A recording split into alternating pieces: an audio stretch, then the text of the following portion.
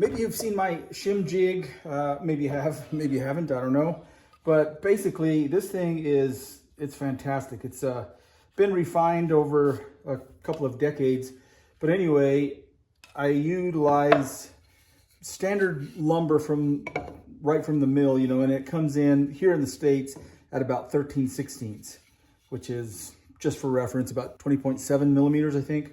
Anyway, 13/16 is what it comes in. So I just leave this lumber like that without milling it. Saves a little bit of time. This piece here is plywood and it's 3/4, but as you know, most plywoods are undersized, and so it captures that, and this kind of hovers above the cast iron tabletop, and so it grabs it really well. Let me just show you this in action. And I typically use boards that are 8 inches. My fence I will set at 6 1/4, right in there. And we'll set the blade height to just clear right here. Air compressor kicked on.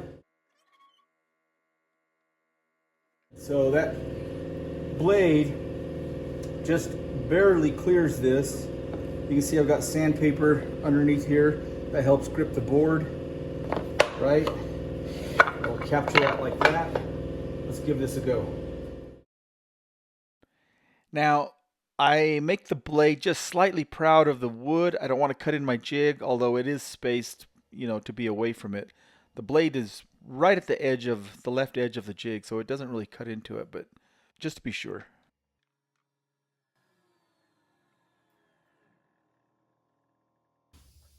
Okay, I wanted that air compressor to kick off. But anyway, I can just repeat these cuts by flipping this over and over. And I was using this for something else, has these curve cuts, but for shims it won't matter. And I can just make multiples of these quick and easy and accurately and safely. In addition, I can change the amount of taper by loosening these knobs, and I can easily make it a heavier taper or thinner, whatever I want.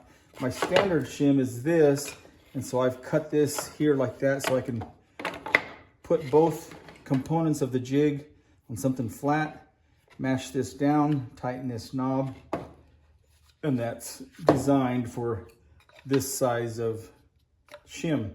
However, I'm wanting to cut some wider shims, this material thickness, right? And so I can do the same thing, but I need to add something for this bridge. So I thought an easy way to do that would just be take some double stick tape, add it to one of these guys. I don't use shims that are this wide very often, but actually my brother Andy needed some wider shims, so thought I'd make him a couple. And so with this double stick tape in place, I can just put this here. PSA, right? Pressure sensitive. And now that will hold that size of shim height. Let's raise that blade.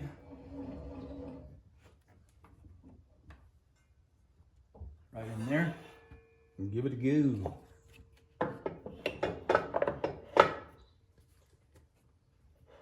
And yes, of course, if this saw had a riving knife, it would be installed, but it does not have one. And of course, there are many ways to do this. If you're not comfortable doing this, don't do it. It's that simple. For me, this is perfectly fine, very safe.